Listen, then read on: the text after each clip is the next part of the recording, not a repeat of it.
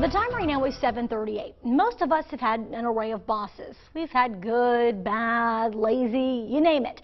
But you know that some of your interpretations could actually be based solely on perception? Lynda McNutt-Foster joins me now to explain this, because I was a little bit shocked to hear. Lynda, how does your basic opinion kind of change your interpretation of your boss? Well, our experiences create our beliefs, which drive our actions. So depending on what your experiences have been with your boss, that's going to really shade what you think. So if a boss asks a lot of questions and you've had a bad experience with them, then you're probably thinking they're micromanaging. But if they ask a lot of questions and you've had a really good relationship, you're like, oh, I'm so glad they're concerned and involved about what I'm doing. Okay, so if someone is just, set on, listen, I have a bad boss, what are some of the behaviors that they may notice, but they can't really put their fingers on? I think a bad boss takes no interest in what it is that you're doing. I think a bad boss is someone who doesn't even know what's going on in the office. They're almost completely disengaged from the process. So I also think that a bad boss is someone that isn't concerned or sincere about what they say, and they don't do what they've said they're going to do. They're not reliable. So in some of the cases, though, your boss is simply bad at his or her job. It's not that they're lazy, they're just bad at it. Mm-hmm. So what's the best way to deal without getting yourself into trouble? Because there's a fine line there.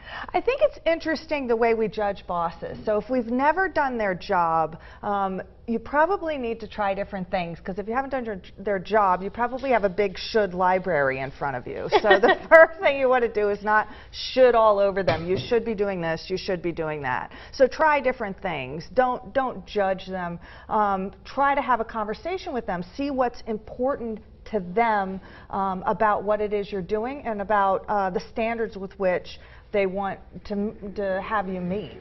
And so find ways to communicate what you need. So it's important to say, hey, this is what I need. It's not needy to ask for what you need. They can't read your mind, so don't expect your boss to read your mind. How does a boss get better at his or her job?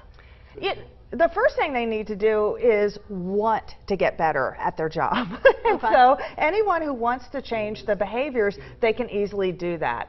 Ask and receive feedback. Hard thing to do, but very essential. So stop talking, start listening. Create a safe place for people to feel comfortable coming to you with their questions, their feedback that they have. Listen for information, not confirmation. Oh, wow. So when you're really listening for what does she think, you're being empathetic, and stop talking and start asking questions. Be curious.